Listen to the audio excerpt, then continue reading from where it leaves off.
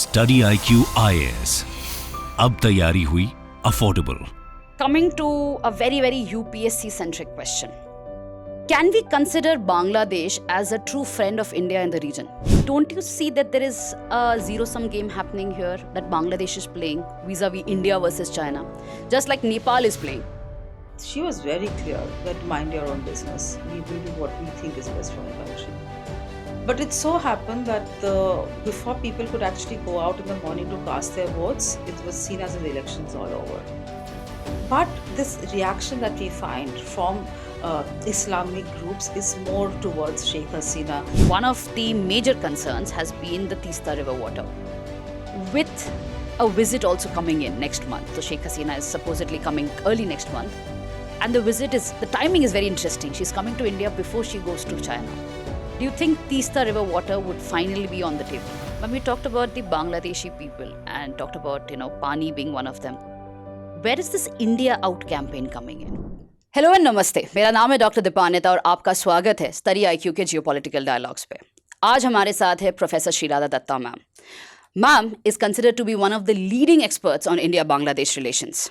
She is currently a professor in the Jindal School of International Affairs, OP Jindal University. But usse pehle, she is one of the few women who has actually led a think tank in India. That is Makias in Kolkata, Maulana Abul Kalam Azad Institute of Asian Studies.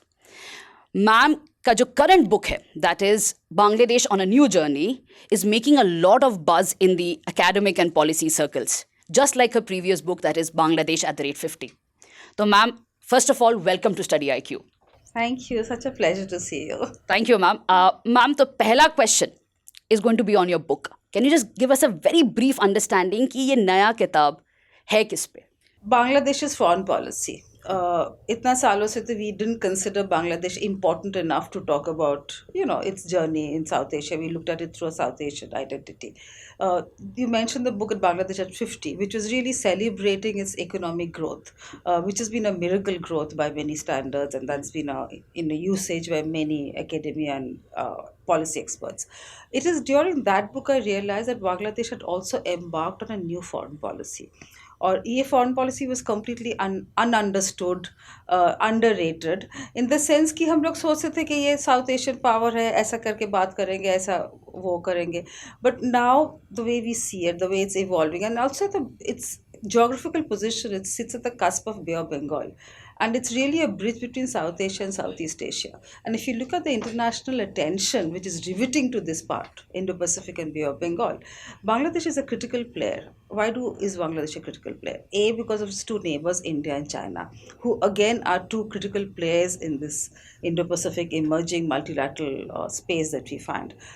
More importantly, it has US closely watching Bangladesh, working very closely in terms of its economy. Of course, Bangladesh is boasts of the largest ready-made garment industry. Its exports are largely towards the US and Europe and other countries. US, that's why, of course, many other factors also work very closely to it. Because of India, Russia is also very close with Bangladesh. And we've seen in the recent crisis how it's kind of, sided on that side. Germany, France, everybody's making a visit to Bangladesh. So what does that tell you? There's clearly something new that is developing. And it, as I said, as an academia, somebody who's worked on this region for quite some time, it was something that we were missing, I thought. And I wanted to write this book to actually explain this journey that Bangladesh is embarked on. Thanks to its growth journey, thanks to the fact that in terms of social index and many other factors, it's done very well in South Asia. And in fact, a year ago, just now, Bangladesh is going through economic crisis, but a year ago, Bangladesh was probably the third fastest growing state in Asia, which was also something that we were not really understanding very clearly. Yes, but I think Bangladesh is a completely different entity as we see now, and it's marked its place in Bay of Bengal, Indo-Pacific. Thank you, ma'am.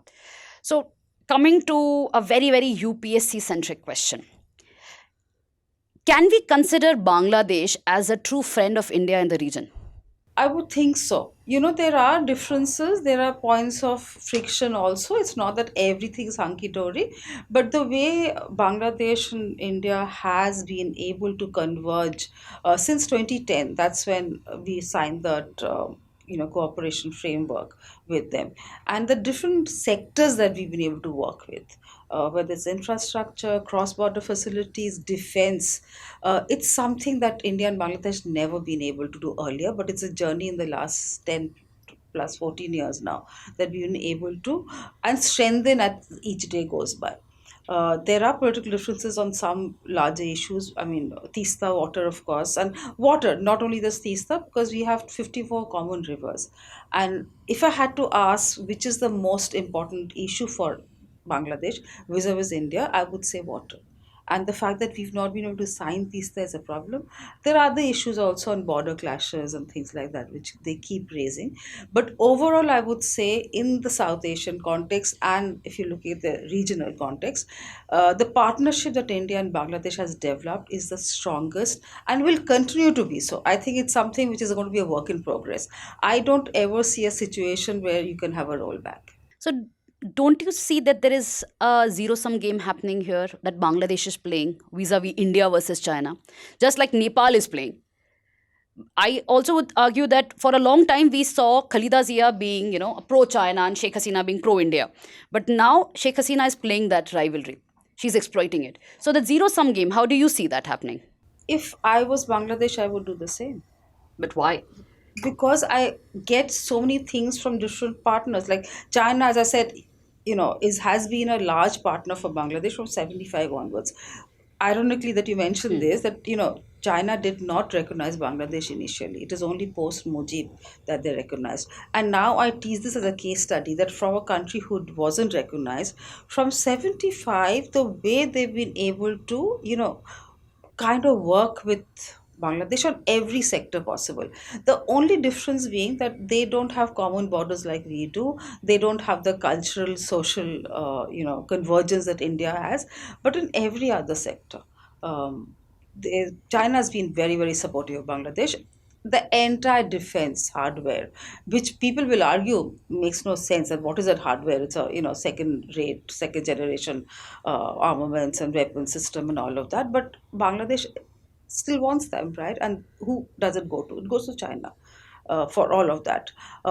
Many more defense cooperation. They just built a submarine thing in its waters.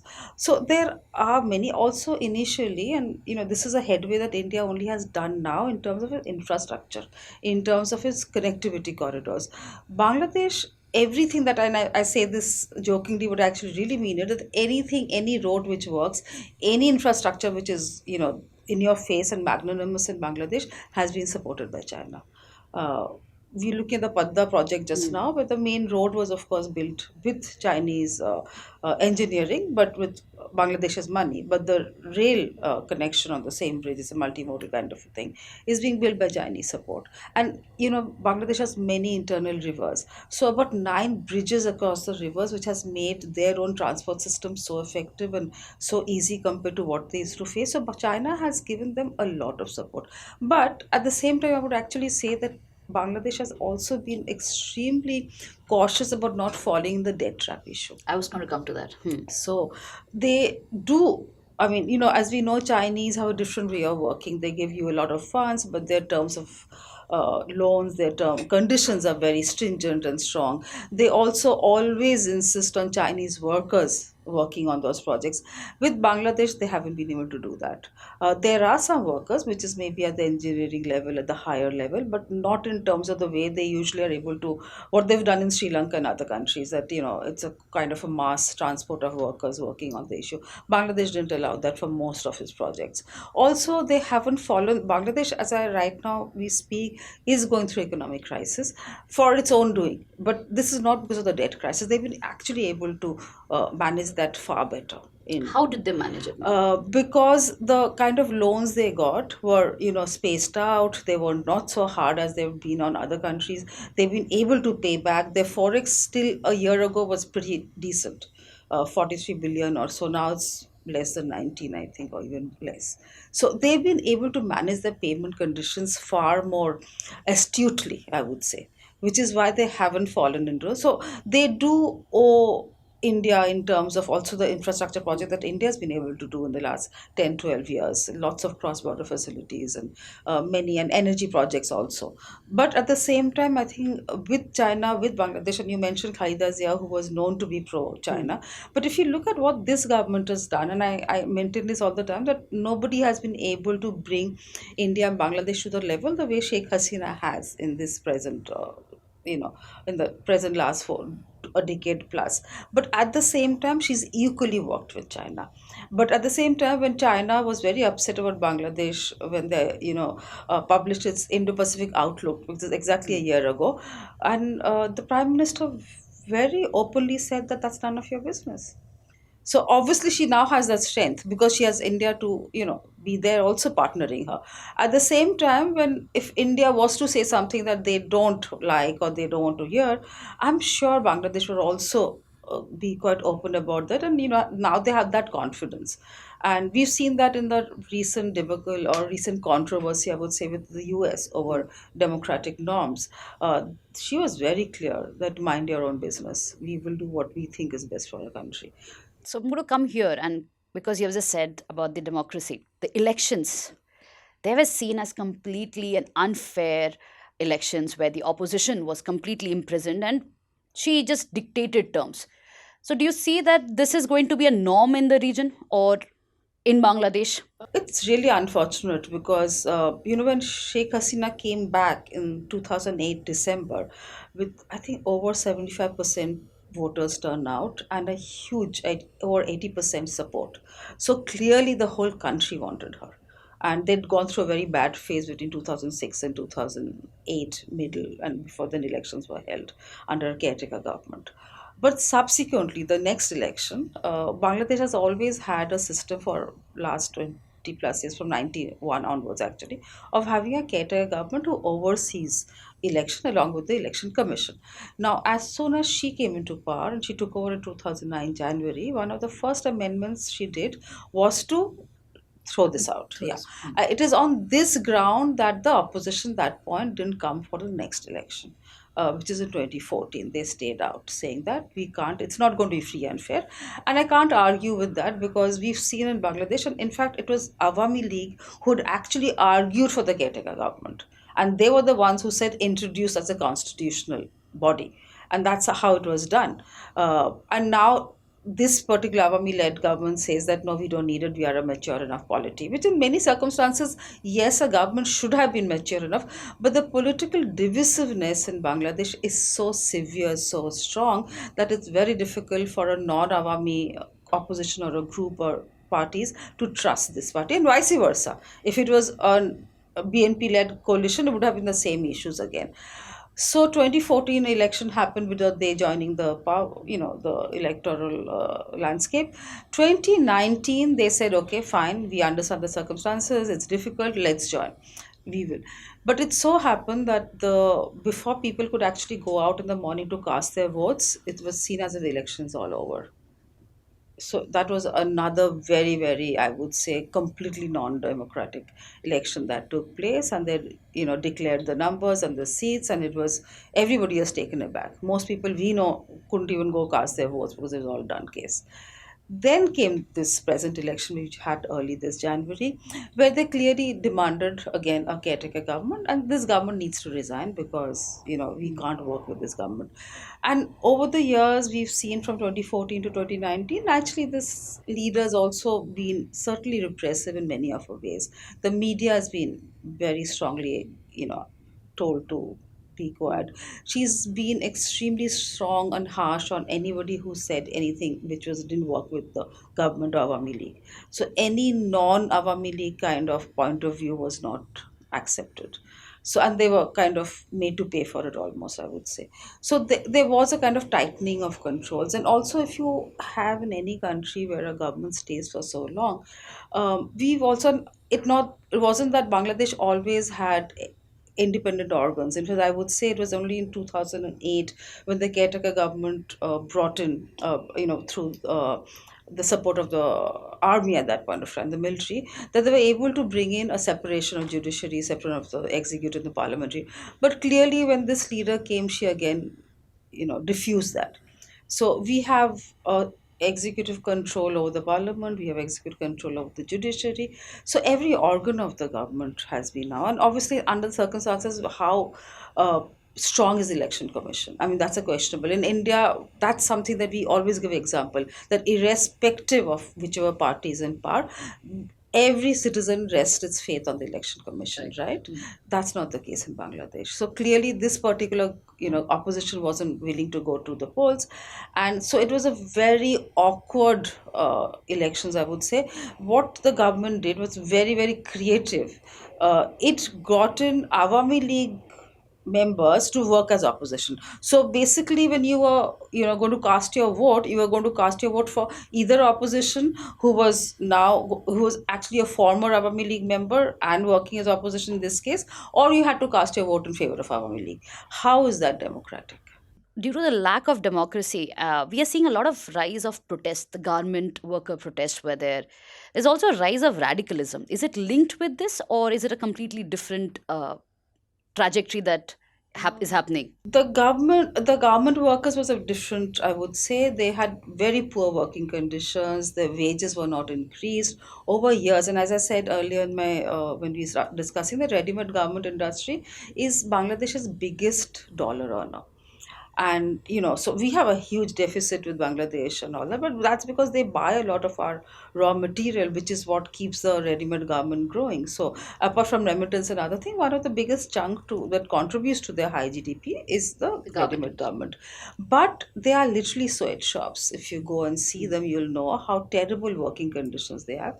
But the advantage of the garment workers was a large percent, nearly 80%, actually 73-74% was women workers, which is also why that social landscape of Bangladesh is very different from most other Islamic nations, because of the women workers and their own role in this society.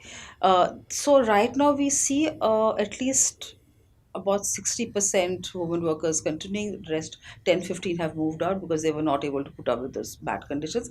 Government actually constituted a body to look into these issues, and for said that the I mean, the wages have to be increased, other conditions were needed to be. So that committee did suggest these things, but these individual garment owners, if they don't implement them, how does one, work through? So while there are some government industries who work in definitely better conditions, but many of them are very exploitative.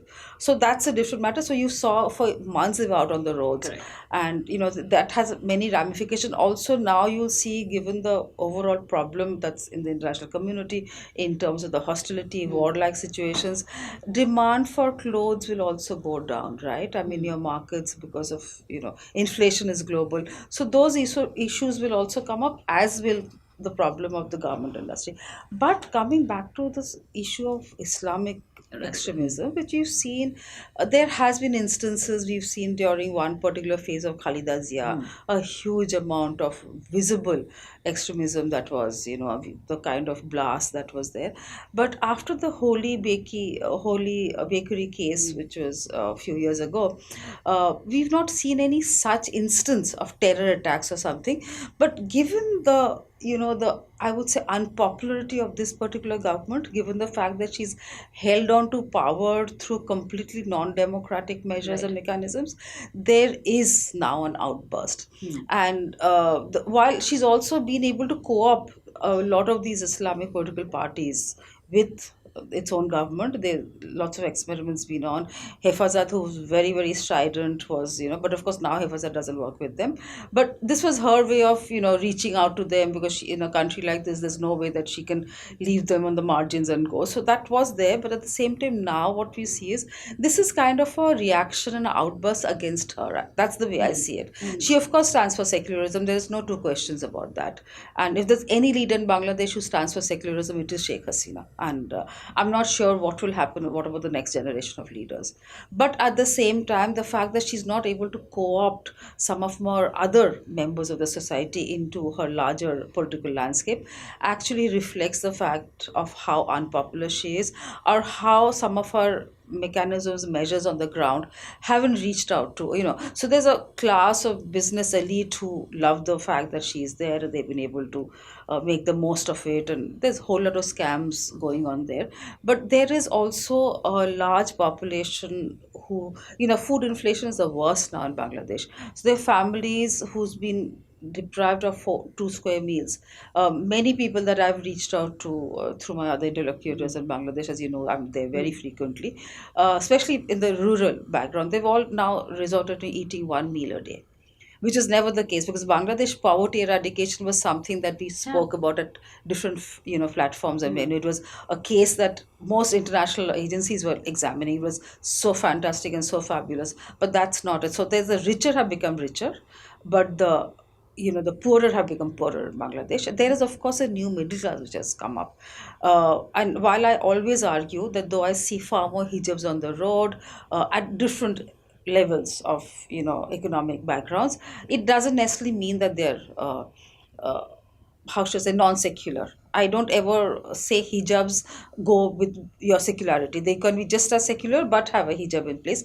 But this reaction that we find from Islamic groups is more towards Sheikh Hasina and the way the government has been able to not, implement balance in the societal landscape. Just to again reiterate, then you're pointing out that there is a resistance against her, but the nature of resistance is not really that Islamic that we are observing, or the extremism that is coming in. Yes, I won't say extremism as in, I mean, like, see it the terror aspect of extremism, but extremism as being a more Muslim, if you will. Radical, I would. Yeah, radicalism will, I think, whenever something churning like this happens in a government, where you find that through whatever means, I mean, this particular government has been able to use every tool, every organ of the machinery to support its own, its own members, I would say. In that case, there is always a group of people who, as I say, has fallen on the margins. They know the opposition has been so weak, and you began your question by saying that 10,000 are imprisoned. Right. Some of them have also now been out, but I think there's been a compromise formula in place. But because you don't see any, I mean, you do see some strong words from some of the well-known BNP leaders, but you don't see a kind of a mass movement in place. So then it is these Islamist groups who kind of fill that space, and that's a problem right now. And I think that's what the leaders across the board in Bangladesh need to address, because once you give way to this growth of fundamentalism and Islamism again, which Bangladesh had very effectively been able to, because it was providing for everybody, and it doesn't stop you from being, your religiosity was your own space, and you were able to benefit, and the dividends of a growing economy was coming to everybody. But now in the last 1.5 years, the rollback has been tremendous. And as you know, but the nature of a polity where extremism or Islamic groups always existed, it wasn't as if they had disappeared. They've now been able to come out much more strongly in as a protest against what is happening on the ground. Right, ma'am. Ma'am, we'll shift to India, Bangladesh now. And one of the major concerns has been the Tista river water, with a visit also coming in next month. So Sheikh Hasina is supposedly coming early next month. And the timing is very interesting. She's coming to India before she goes to China. Do you think Tista river water would finally be on the table?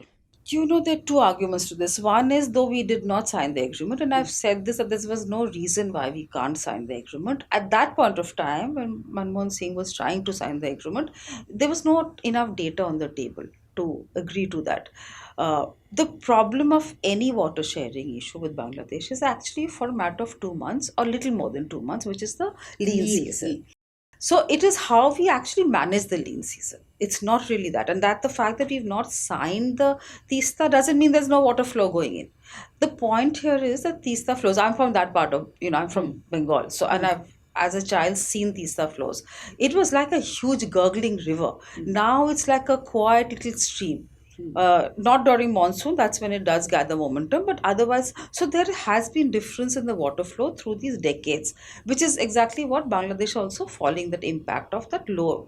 So there are two things that we should have done by now. One is at friendly partnership that we have. Why are we not, and this is something I talk about a lot when we talk about hydro diplomacy, that why are we only discussing water flows?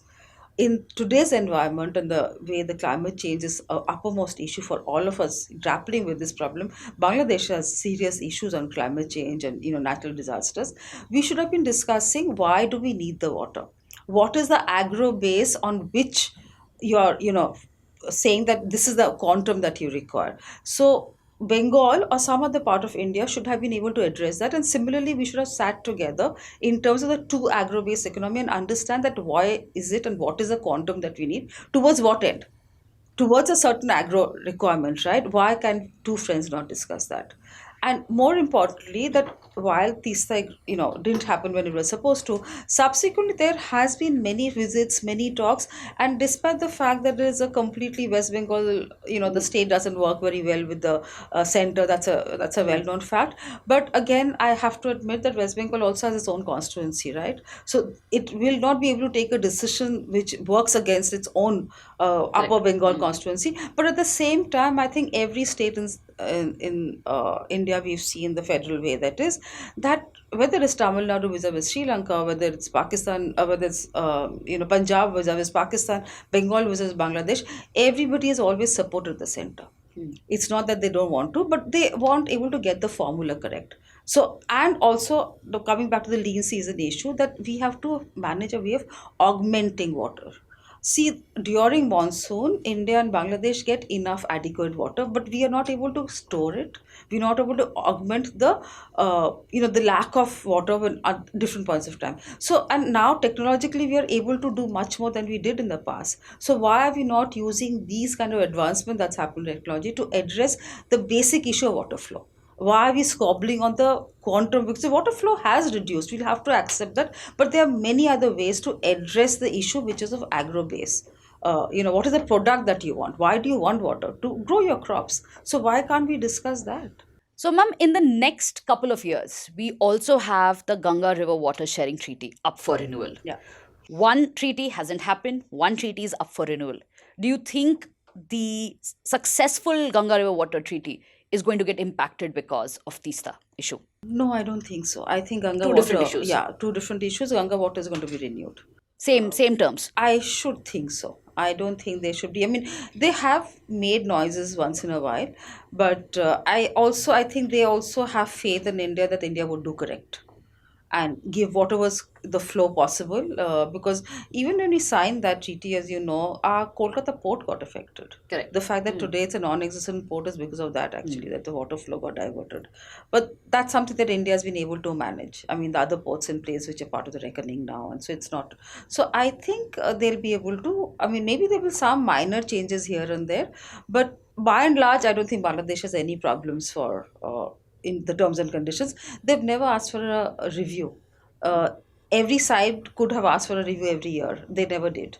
There were some typical opposition Statements voices given, and all of that, but not really. So I don't expect a problem on the Ganga water. That is going to be done. So, regarding Tista, then, can we expect if the same government comes back, we are going to see a signing of that agreement? I would think so. Now, you asked me earlier about how the visit is China, because correct. we know about the China wanting to build the Tista Barage there. Yes. Initially, I remember when it came up, media brought it out. I checked with my friends and some of the political leaders. They said, oh, this is a gimmick. It doesn't look like a gimmick anymore. Correct. It's a huge ticket price. Yes. And I think India is very aware of it, that if India doesn't move on it, China certainly will. And as I said, Sheikh Hasina herself, and there's a whole constituency within Awami League who's very pro-China. And they will say, India didn't do it. We asked for so long. Why are we waiting? And, again, also on delivery, China is known to be doing a, while China's track record, I would say, on Nepal hasn't been all that great in terms of delivery of its infrastructure, but on Bangladesh, it's been fabulous. You can't question that. About India, there has been some issues, but that's a typical South Asian issue, not necessarily a problem with India per se. But so I would think that this, as you mentioned earlier, was actually a critical issue. And India, I think, will address it. So the signaling has started already that this is going to be done. Also, at the 2010 joint communique that I said, the cooperation framework that we had signed had also flagged in that we have to do basin-wise treatment of the river, common rivers. They wanted a 54 common river agreement in place altogether bunch, which is not possible because each flow, each direction is completely different. So basin wise, which is usually the way hydrologists look at it, but unfortunately there has been some progress on it, but clearly we are far away from having a resolution. And I would actually think, given the fact that we are working so closely, I mean, the whole reason that we are working so closely, A, is first, Bangladesh addressed our security concerns. It completely, took care of these anti-insurgent camps and a lot of these anti-Indian, people working there, position, living there, all of that, and many other issues, including the arms haul case that we know, Chittagong arms haul case, and all of that. And that's when India started with a 1 billion line of credit. Now it's gone up to 7.8. But at the same time, I think we'll also have to understand that there are many things that Bangladesh needs, and which is why we said that energy cooperation has found such a big, and the first tangible of that 2010 cooperation was actually energy. And today also energy deficit is a issue in Bangladesh's economy. So clearly India is supporting it very well, but at the same time Bangladesh has also given us transit, which was clearly a very difficult thing to do. So Sheikh Hasina has done that. She's taken care of your security issues there. So Bangladesh has certainly delivered on a lot of things. Bangladeshi people think that India hadn't given them as much as they has. It's a kind of a it's a quid pro quo kind of a thing happening, but we constantly argue the kind of infrastructure development that India is doing. So we've almost been able to come down to a situation of pre-65 when we had railway lines, road, the entire network which used to exist pre-65. It's almost been restored. And the fact that India today issues the largest amount of visas all globally to Bangladesh is because of medical tourism. But I also argued that medical tourism visas are being given, and also other tourism, visas, but they come to India and spend a lot of money. I mean, why are we not, factoring that in? Right. If you remember, during COVID time, all our hospitals were completely empty at that point because we didn't allow outsiders. And that's a booming business really in Bengal, in South, in Delhi. Every major hospitals has a lot of our neighborhood there, including Medical tourism, Bangladeshis, right? So there's a lot give and take that is going on. So I think water is something that we will have to address. And as I said, it's for Bangladesh the most emotive issue. You can give them energy, you can give them cross-border facilities, you give them a lot of other things. But if you don't give them their water, the pani, which is uppermost in their mind, they feel extremely upset. And as I've also argued equally, that just because we didn't sign an agreement doesn't mean that water is not flowing into your territory. The problem is of lean season. And as friends, we've not been able to discuss that and resolve it. That's the problem. When we talked about the Bangladeshi people and talked about, Pani being one of them, where is this India Out campaign coming in? There is a large perception within Bangladesh at this point of time that the kind of one-sided election that took place in early this year was possible only because India supported it. So there's a huge amount of anger, disappointment with the Hasina government. And I think the government had done brilliantly well in terms of many aspects, in terms of infrastructure, metros there, tunnels working, Padda Bridge project. So it's done fabulously well. It needn't have done this. It would have got its numbers any case possibly. The fact that it made it so one-sided completely eliminated the opposition. And in any country, and clearly also for Bangladesh, we've always seen cephalologists and political scientists have said about 32% voters on Awami and 32 voters on the independent in between. So clearly there's a 30% plus population who didn't agree with this. And now what I see, I was actually there during elections. And I saw that the voter turnout, I've openly said, is less than, it's nowhere more than 10%. 40% is what the government is saying. And everybody believes that this was possible only because India was supporting. So the entire anger that they have on Hasina and her government is fallen on India. We are so close to each other. I mean, there's a historical reason why we are close to Awami. We are not ever questioning that. I mean, the legacy that Mujibur Rahman and Indira Gandhi had, and the way Sheikh Hasina has been supported by India when she was not even allowed to go enter her own country out in the aftermath of assassination of Mujib. So she lived here. She and Rehana lived in India for a while. So obviously she's not forgotten that, and she continues to be very, very good friends with every leader, whether it's UPA-led leader or NDA-led leader. But this anger that her own people have against her is falling on India. I don't think they have anything per se about India, because they do see, as I said, it's a destination for medical, it's a destination. There is no social event in Bangladesh that takes place without buying clothes from Delhi or Kolkata. I mean, so that is there, and they also now, we've also been able to reduce our non-tariff barriers, which allows their ready-made garment come to India. We have a Bangladeshi company who's invested in Tripura, Pran, which is basically agro-based, and so there are many things that are happening. Our trade and other matters, and Northeast is very close. As I said, they've given us transit, which is a very difficult thing for Bangladesh to have done earlier. So having done all that, I know that India, Bangladesh, as I said in the earlier minutes, that it's a relationship which is here to stay. Both, I think, India and Bangladesh appreciate the fact that without partnering each other, you can't achieve many of your larger foreign policy goals. But the anger that people, and especially the youth, I reach out often, as you know, I'm in Bangladesh very often, and I meet university students very often for my talks and lectures. And many students have asked me, especially the first time voters, that I couldn't cast my vote. Who do I cast my vote for? And even in the earlier election, they said the same thing, that was so excited. And if an election day on Bangladesh is like a joyous celebration, you'll think there's like a kind of somebody's birthday party happening. Everybody's out in their, the colorful dresses, their flags, they're singing on the streets. This time it was a dead Dhaka that I saw. So that anger is actually out. So this could, this out India is, I think, largely rhetorical, because every single thing that in terms of products that they use, whether it's toothpaste, powder, everyday products, does go from India. So it's very difficult I'm going to come here. I get the point, but the problem is that in our neighborhood, we are seeing a lot of these India out narratives. And the problem with this narrative is, right now we can say that, okay, this is against a domestic issue. But it takes just a matter of few months or 2 years to actually become a proper policy as well. Talking about Maldives, Sri Lanka, Nepal. Absolutely. I agree fully with you. And if this also catches up in Bangladesh, we are looking at a neighborhood wherein our challenge is just not Pakistan anymore. True. So, this is, right now, this quit India, out India is confined to the social media. Facebook Correct. is full of it and others.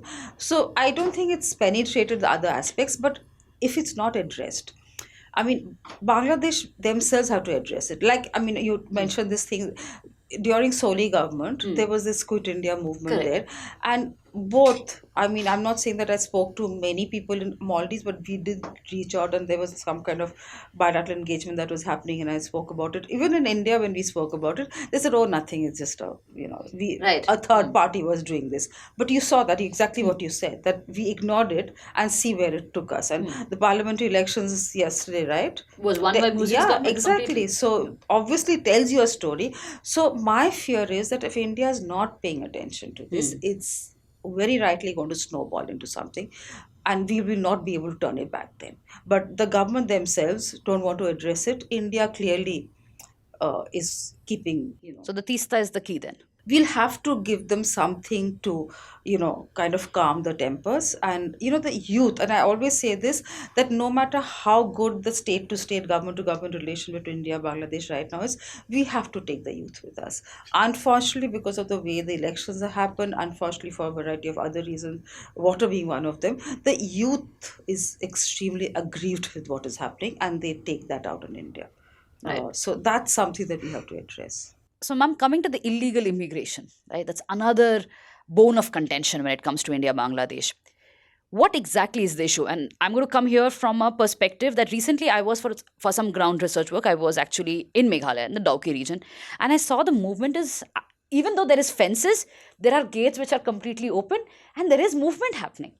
So what we read sitting in Delhi and what is exactly there on the ground is absolutely different. Yeah. So there is migration happening, illegal or otherwise, but there is movement of people. How does that work out in an India-Bangladesh relation? So the point that you're alluding to, there are two sides. There are actually Indian farmers who live on that side because of the border delineation issue. Right. They're actually Indians living on that side.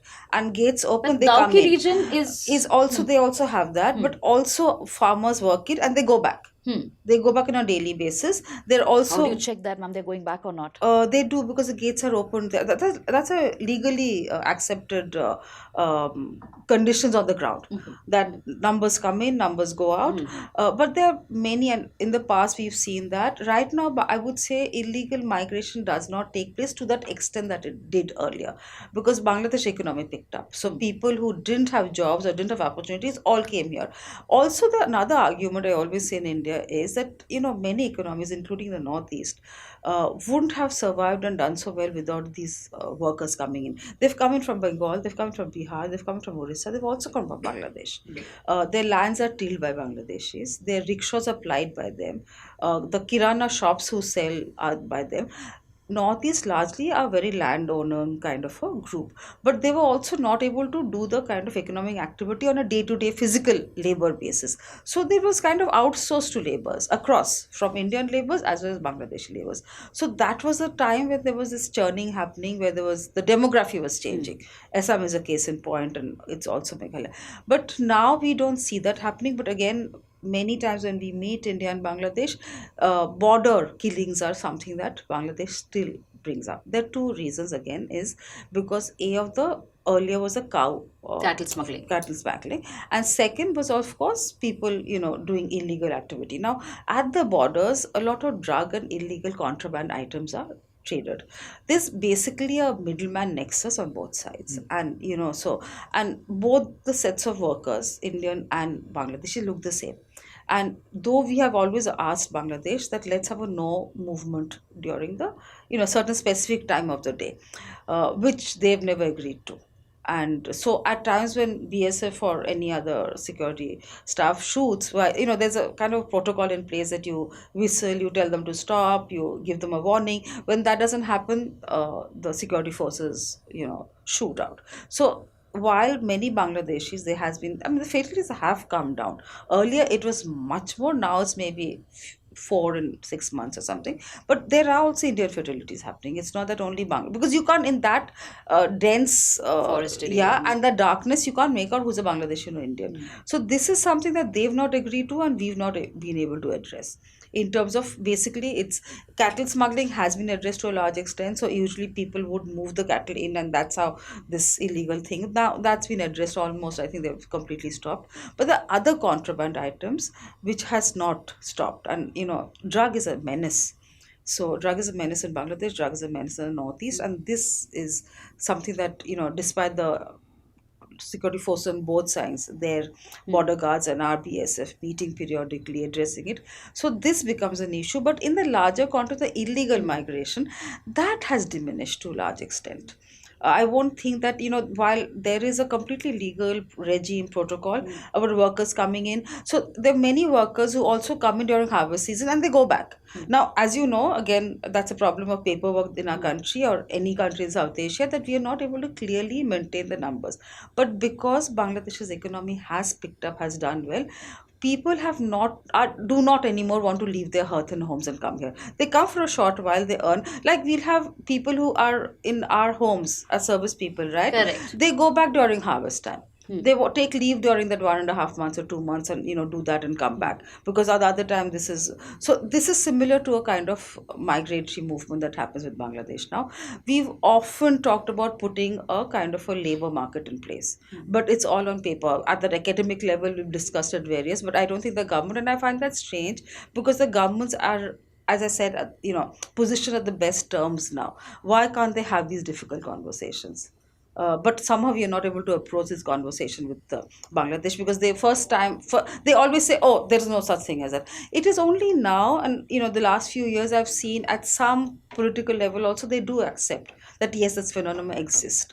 And what about the whole lot of people who actually live in this part of the world? They haven't gone back to Bangladesh. Exactly. So that's something again that we domestically have to address that. But I'm not sure CA is the correct way to take that I was just forward. going to come to CA and NRC.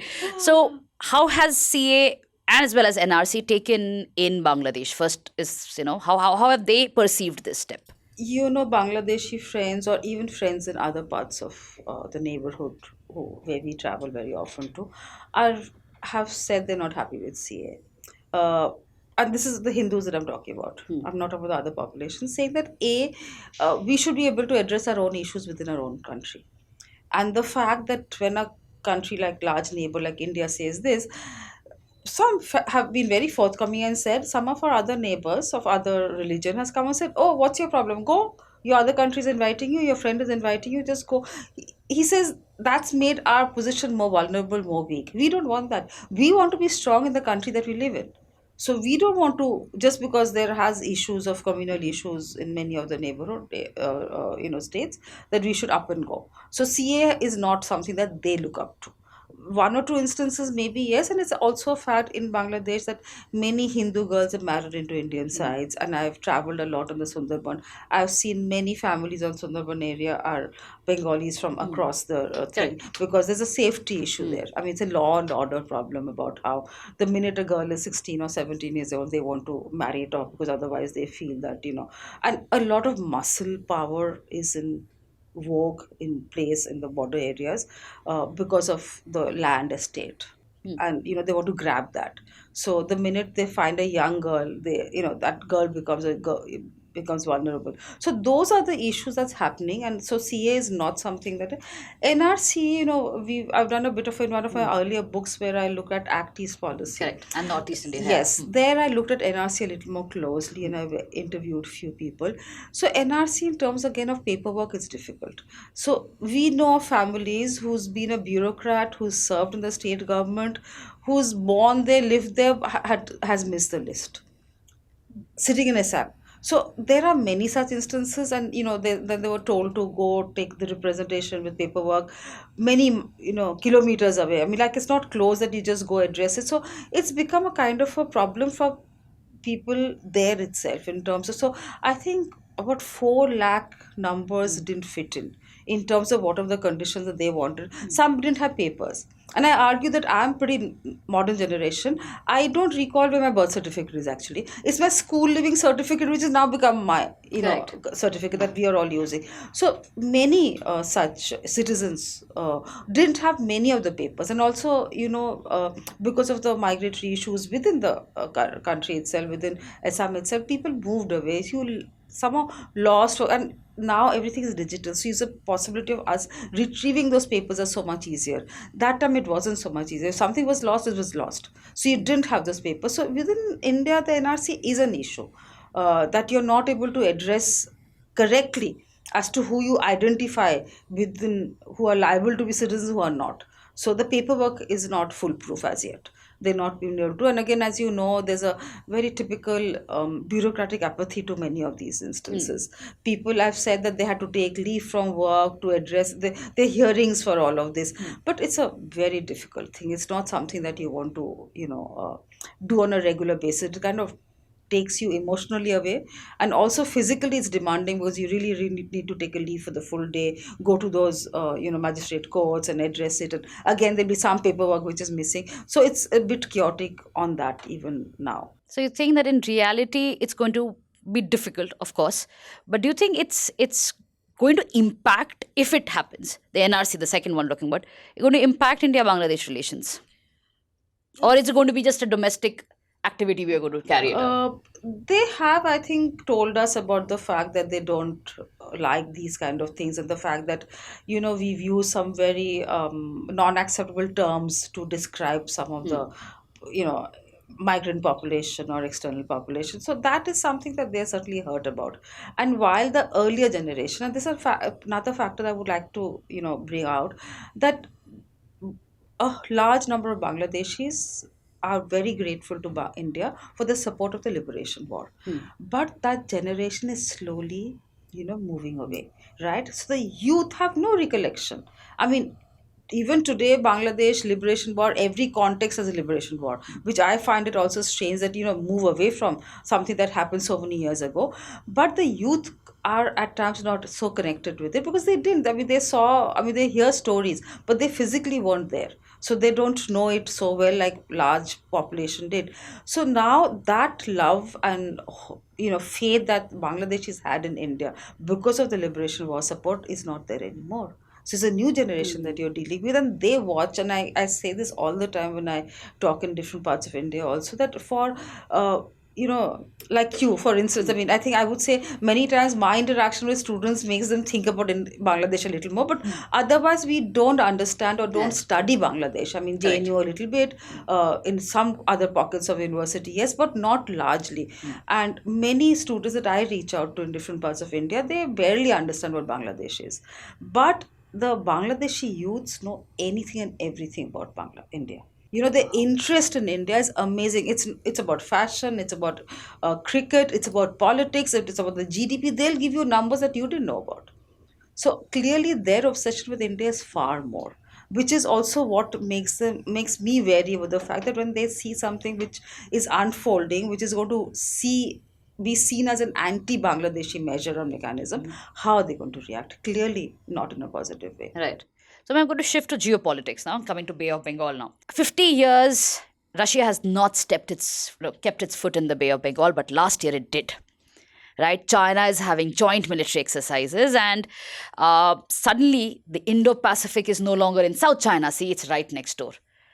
How is India-Bangladesh relations going to pan out in this light? Exactly, when India-Bangladesh partnership is in place, everything, there's a proper contour to the relationship just now. And if you look at the sub-regional effect things that we are doing, BIMSTEC, BBIN. And BIMSTEC has not taken off. BBIN hasn't taken off either. They haven't taken off, but Bangladesh has put its full support with us blindly. Completely agreeing to the fact that nothing has taken off. You know that. I've written a book on BIMSTEC to say that what is this?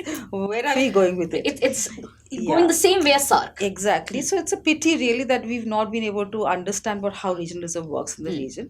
But the fact that Bangladesh sits on that cusp of Bay of Bengal, and they are really the the corridor between South Asia and Southeast Asia. India's engagement in Southeast Asia through Lukis, through Actis, has been tremendous, the kind of engagement we have. So Southeast Asia also likes India being there because, China has been a strong player. Japan is an extremely strong player, but they also appreciate India's engagement. So in this context, in 2023 early, when Bangladesh put out its Indo-Pacific outlook, it was clearly a messaging. We know that, Japan has a very strong partnership, a kind of a economic partnership with Bangladesh, and US, as I said, has always been closely working with Bangladesh. So it was something that they really wanted, but it also suited us. So I think India and Bangladesh, and I thought, of course, India is part of Quad, and that's a kind of another, I would say, growth journey that's going to see in the years, ahead.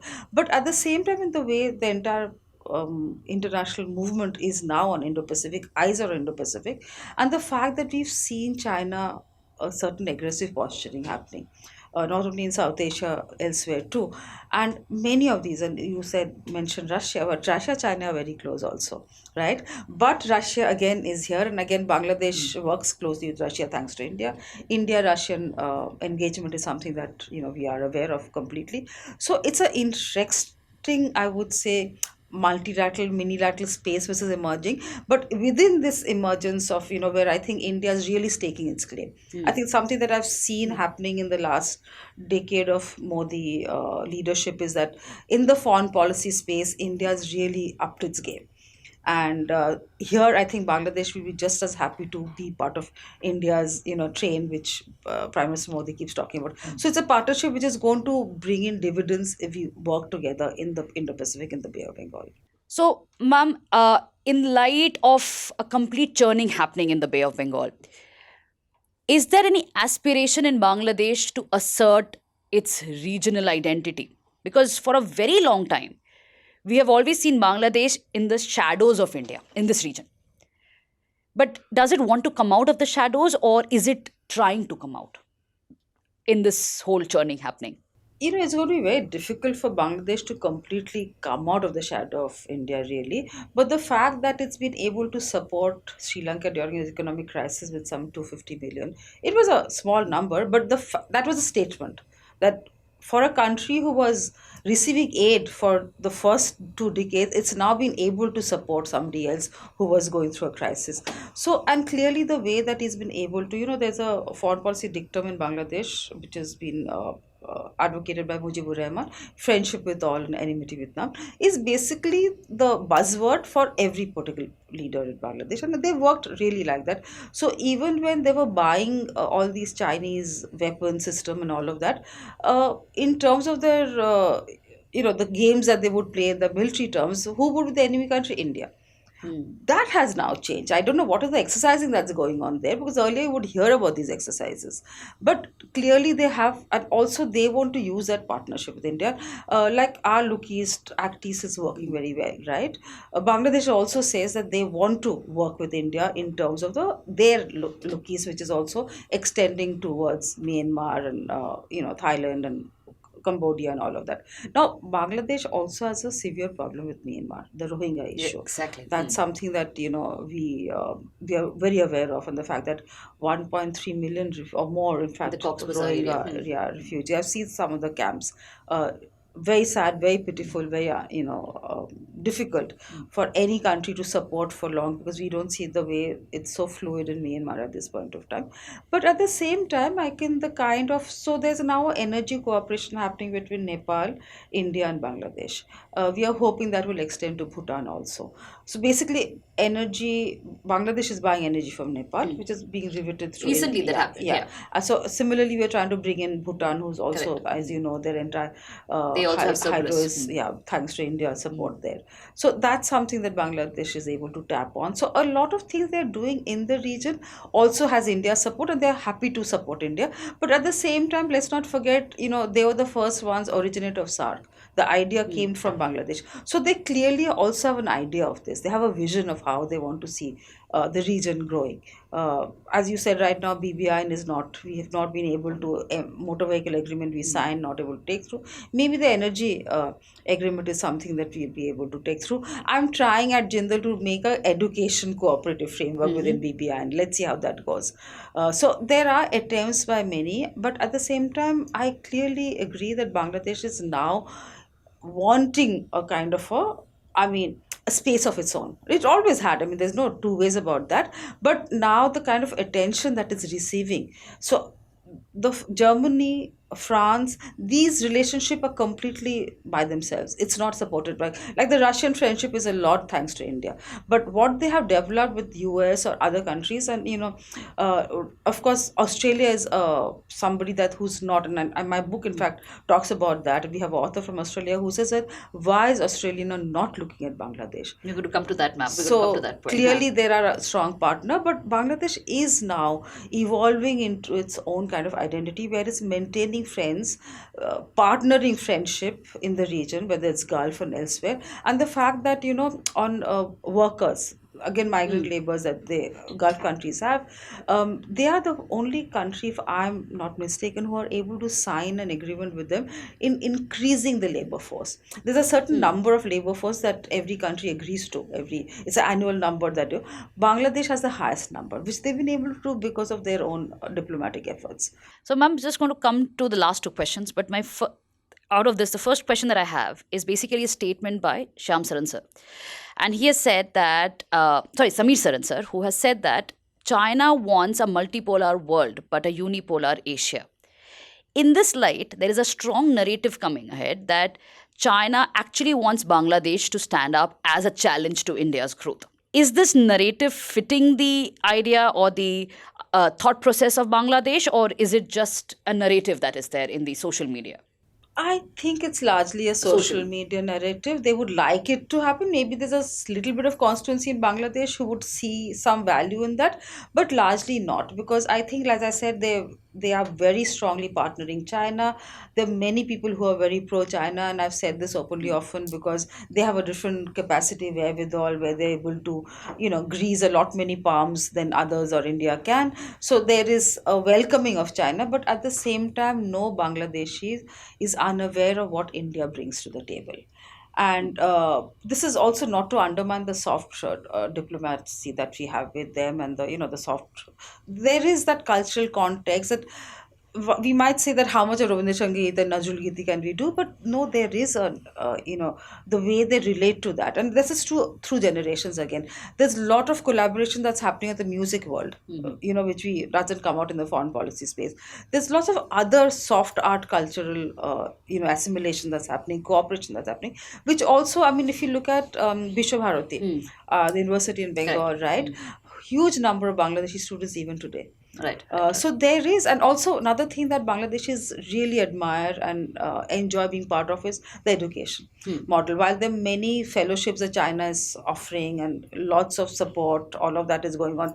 Many students learning Mandarin that we meet and all of that. But Indian education system is something that the youth look up to. So don't think Bangladesh will ever willingly cut off the umbilical cord or the partnership model that we have. They don't want to be under a shadow. That's for a fact. The new generation would want to be, I stand on my own Correct. space, which is absolutely understandable and rightly so. But I don't think it'll be what China wants or what maybe are alluding to, that Bangladesh is going to let go of its own independent position or the advantage that they have while working with India. That's not something they're going to let go of. Right, ma'am. So coming to the last question then, and coming to your book. Why has the world ignored Bangladesh? I'm talking about the top players. Why have they always ignored Bangladesh? Bangladesh 71 war was one of the weakest, poorest nations of the world. So from then to this journey of Bangladesh, where now it's known as a Bangladesh miracle and whole lot of new adjectives which are being used, is the transformation that's happened in the economic journey, which was silently and quietly happening. I mean, there was some kind of why is this, the Yunus model, which is the Grameen Bank model, now a case study across the world?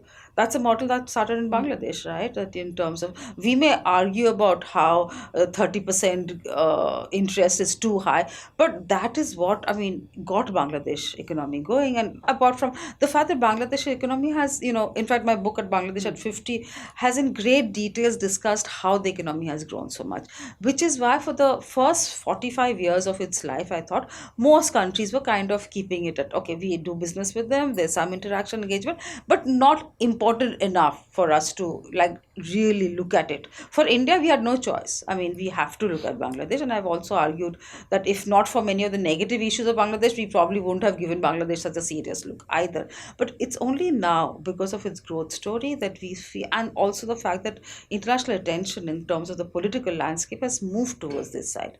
Indo-Pacific, Bay of Bengal is now the critical space, right, for all the big powers, where Bangladesh again holds a geographically a strong point. Japan is building a port, Matarbari, which will then be able to host a lot of the cargo movement, which is something that, again, I think South Asian region will see a resurgence of cargo movement with that Matarbari port, northeast access. So a lot more infrastructure development will ensure that the other countries, because, it's all about commerce, right? I mean, politics is to one extent, but countries basically look at the advantages of working with. And Bangladesh has been also able to, bring in some reforms. They need to work much more. It's, while it's done very well, and this done very well despite political upheavals in Bangladesh. But right now, as we speak, Bangladesh is going through a political economic crisis, while maybe politically stable. So they'll have to bring in reforms, certainly. They'll have to diversify their economy a lot. They'll have to bring in technological advancement. So all this thing, and now, as I said, with France and Germany and other countries, Europe countries showing interest, there'll be far greater engagement with Bangladesh with the rest of the world, which wasn't the case earlier. I mean, earlier, as you said quite rightly, so in this book of mine, also there's an author from Germany who's looking at this whole theoretical debate about small state, weak state, middle state, and how Bangladesh has emerged and grown out of that shell into a far more stronger middle state. Right now, it's no more a weak state or a small state. It was never small in terms of its population and lands area, but it was always a weak state. So that has changed, and we have as I was just mentioning, an author from Australia who's saying that while I think Australia was probably the second country or third country to recognize Bangladesh, but subsequently there has been almost zero engagement with Bangladesh, and he says that has to have changed. Bangladesh is bringing in a lot to the table, and while everybody is very happy working with India, as I said, India right now has been able to showcase many of its growth stories very well. Investment in India is growing a lot more, and I think this Chinese problem that we've seen, the frat between US, the problems with other countries, there's some economic gains to grow, that India has been able to make towards its advantage. But here, Bangladesh, its own, the labor force is an important factor. The fact that it's been able to, despite every political upheaval, keep on with its pace of development, and many other positive things that Bangladesh brings to the table. Ma'am, so in your book, you've also got the Bangladeshi perspective of what the X factor was. So if you could just sum it up, what really, was the miracle or the X? So while this was one of the first countries to open up the economy in the 1990s, so very few state regulations were imposed. It was a much more open, freer economy. So, which is why the ready-made garment industry grew. It's agro for a country who had to buy food to feed its own people. 18% of its products are now exported. So obviously, he was able to. So a lot of work has been done both by the people of Bangladesh themselves, but the NGO sector has been extremely positive, and the NGO sector in Bangladesh has been given a very strong free hand and a support hand by the government. So while the government was not in a state to control everything, because in the nascent stage it was really going through many stages, but this is something which has made Bangladesh tick, this ability for Bangladeshi. So essentially it is Bangladeshis themselves who has ushered in the miracle. And I always argue this, that irrespective of leadership, irrespective of government, of course it goes to every government who's been able to bring in some stability and structure, that Bangladeshis themselves are an extremely industrious lot of people. That's an interesting argument. And they would, and under very difficult, compelling circumstances, been able to change their own destiny. That's really an interesting argument, and I would urge all our viewers to actually go and read the book. It's going to give you a very interesting, very in-depth understanding of what is happening in our neighborhood, especially in Bangladesh. So thank you so much, ma'am, for joining us, and thank you to all of you for joining us in this podcast today. We'll see you in the next one. StudyIQ IAS. अब तैयारी हुई affordable.